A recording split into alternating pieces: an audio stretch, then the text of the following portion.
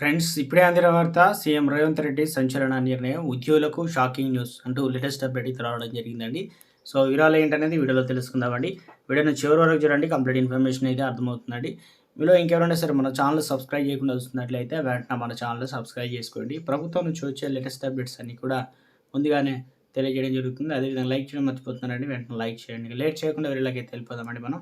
ఎప్పుడు లేనిది కాంగ్రెస్ ప్రభుత్వంలో హోంగార్డులపైన కఠిన ఆంక్షలు పెట్టారు. మా బాధలు ఎవరికి చెప్పుకోవాలో తెలియడం లేదు అంటూ కన్నీరు పర్యంతమవుతూ ఆత్మీయులకు, మీడియా ప్రతినిధులకు హోంగార్డులు గోడు వెళ్ళబోసుకుంటున్నారు. ప్రభుత్వం రహస్యంగా ఇచ్చిన మెమోలు, ఉత్తర్వుల వల్ల ఇబ్బందులు ఎదుర్కోవాల్సి వస్తుందని చెబుతున్నారు. అసలు ఆ ఉత్తర్వులు ఏంటని ఆరా తీస్తే నివ్వరపోయే వాస్తవాలు తెలుస్తున్నాయి. హోంగార్డులపై మరింత కఠినమైన ఆంక్షలు విధిస్తూ ఫిబ్రవరి 20న తెలంగాణ పోలీస్ శాఖ ఉత్తర్వులు అయితే జారీ చేసింది.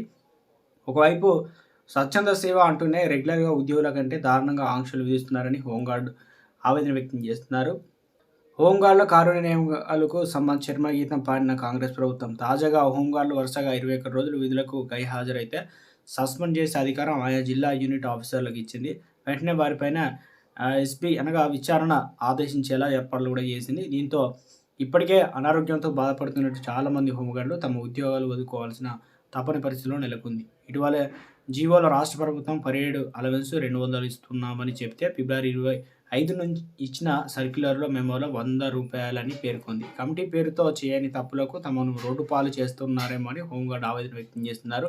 ఇక పోలీస్ శాఖలో మెమోలో ముఖ్యమైన అంశాలు 21 రోజుల నిబంధనలకు సంబంధించి ఏదైతే తప్పకుండా పాటించాలని చెప్పేసి, అదేవిధంగా హోంగార్డులు క్రిమినల్ కార్యకలాపాలు, దుష్ప్రవర్తన, ఎఫ్ఐఆర్ వంటి అంశాలకు సంబంధించి యూనిట్ అధికారి, డీసీపీ ప్రధాన కార్యాలయం, డీసీపీ పరిపాలన ద్వారా సస్పెండ్ అవుతారు. తర్వాత విచారణ ఆదేశిస్తారు.